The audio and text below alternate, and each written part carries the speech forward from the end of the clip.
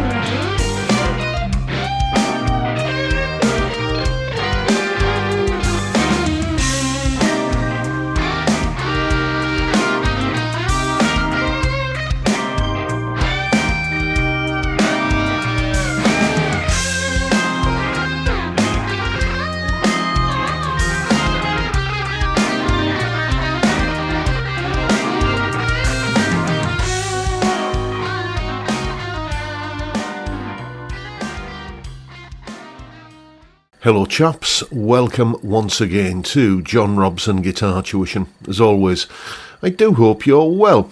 As you can see there, I've just been having a little bit of fun with this guitar. This is a Harley Benton CST 24P90 that was very, very generously given to me as a birthday present a couple of years back by a good mate of mine called Michael. Thank you once again, Michael, for this wonderful guitar. You don't see it in videos much, but it does get a regular airing, like it was in that jam there. We'll get back to that at the end of the video, by the way. And kind of play a little bit more of it. But yeah, I noticed when I was playing this guitar last about a week ago that it was starting to be in need of a bit of a clean. Not so much a deep clean, because I tend not to let guitars get to the point where they're grubby enough to need a deep clean, but it was just starting to look like it needed a little bit of attention. And this being Wednesday, I deal with viewers' questions on a Wednesday, and a chap called Peter has been in touch, sent me a long email about a bunch of things, so I'm not going to go through the whole email, but he one of the things he was talking about was why not do a video on how to do a little bit of routine cleaning on a guitar, which is what I've just been doing on this guitar, and this is how I did it. Right, here we are then. This is the Harley Benton CST 24P90. It's looking a little bit tired, so we're going to clean it up. First thing I'm going to do is use one of these. This is a Crimson Guitars fret eraser. I'm using the fine one here at the moment, and just run it across the frets and the fretboard, and it just sort of gets the dullness off the frets. So let's do that. Go on, man, where?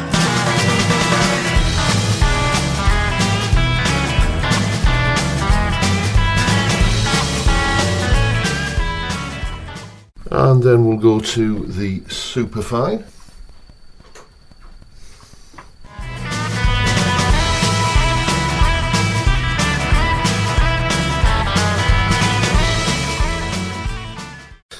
And already we've got all the detritus off the fret eraser there.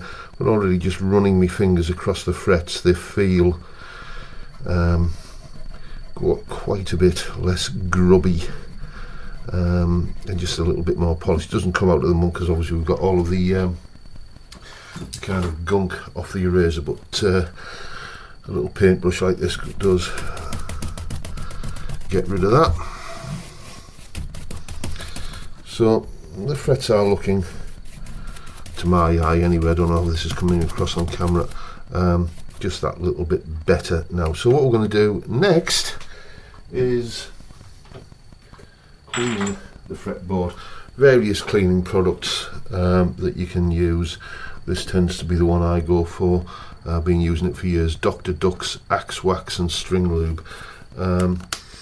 It's a lot of people don't like this stuff because they say it makes for a greasy kind of feel that you have to then rub off.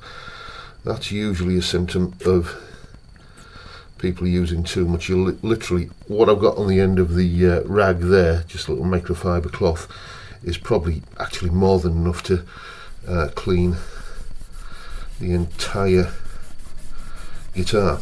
But you can see the difference that's making already if we just look at those few frets there. Say from where are we, the 17th fret up over. Look at the difference that's making to that fretboard. And the secret with this stuff is you just need to keep buffing and rubbing and buffing and rubbing until it don't feel greasy anymore. If you start by putting too much on, then you've got more work to do to take it off, and you can see it really is bringing that fretboard back to life magically. Marvellous stuff this. And just that little bit that you saw on the end of the rag there has been more than enough to get that whole fretboard done. And now what I need to do is just let that sink in for a few moments, and then we'll come and buff it off. Okay, it's been a few minutes, and now we're just going to keep on buffing.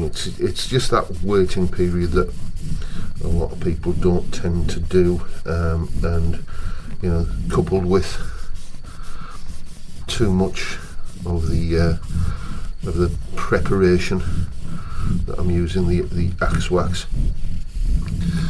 You know, you use too much and you don't leave it long enough to kind of soak in, dry out, whatever it does, I don't know, evaporate.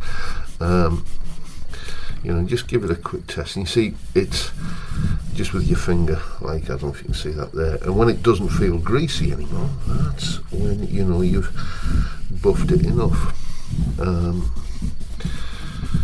I actually got into this Dr. Duck's axe wax years ago when the stuff I was previously using, fast fret, the guitar shop I was going to at the time had sold out, so they said, we've got this stuff, give it a try. And this bottle I've got here, you can probably see the level that's in the bottle there. I bought that about 5 years ago. So that's how long a bottle of this stuff lasts. Don't find many places stock it nowadays, but you can find it on eBay. Well, that's certainly where I found it, that way back then. So I'm going to call that fretboard nicely finished. I'll when I'm editing this video, I will do a before and after of the fretboard before this treatment and after. Yeah, those frets feel absolutely glassy and silky now. So let's move on to doing the rest of the guitar. So here we are, basically the same procedure once again. You can see, I don't know how this is coming across on camera, but it's all kind of fingerprints and kind of grease marks and stuff. I was probably playing this guitar after eating a kebab or something. So we're going to get all of that out. Once again, just a tiny little squeeze of Dr. Duck's axe wax. Just there we go. Literally that kind of amount, and just start attacking the stains with it.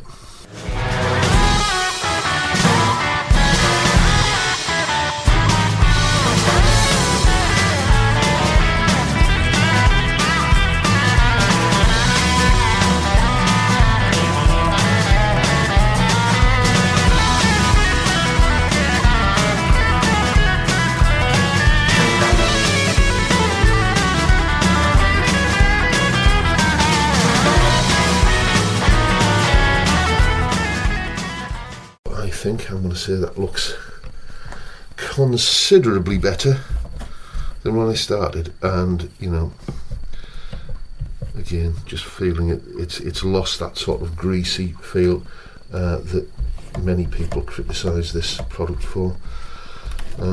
Yeah, looking pretty good. and then I'm just going to basically do exactly the same thing to the back of the guitar and the headstock and so on, and we'll have a nice spick and span clean guitar. And as I said in that little clip there, I intended to do a before and after kind of look at the guitar, but I forgot to take a before photo before I started the cleaning.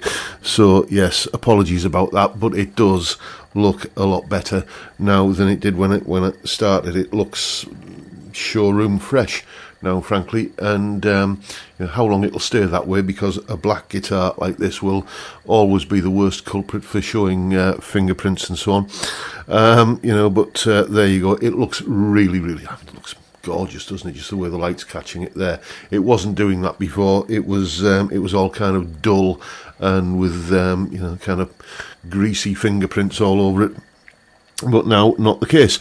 Anyway, let's go back to that jam that we opened the video with. And before we do that, I'll just mention that the full clip of me playing that little kind of bluesy, solo-y thing, along with a full tab in both Guitar Pro and PDF formats, and the jam track I was playing to, there, all of that is up on my Patreon page. There's the address, link in the description. $3 or £2.50 a month gets you access to all of these additional goodies that go along with these YouTube videos. A massive thank you to each and every one of you who supports me in that or any of the other ways, all of which are linked down in the description. And that is pretty much the video for today, folks. Hope you've enjoyed what you've seen and found it useful and informative in some small way at least. And if that's the case, please hit the subscribe button and the notification bell if you haven't already done so. And why not drop me a like as well while you're at it. Don't forget the live stream every Friday 5 PM UK time, where we drink beer and talk about music and guitars and all manner of great stuff. Great way to kick off the weekend. I'd love to see you there if you can make it. But for now, I'll bid you all a good day and say thank you so much for watching. Thank you for your time. Look after yourselves, folks. Stay well, stay safe, and above all, stay sane. Here's the rest of that jam. I'll see you next time. Bye for now.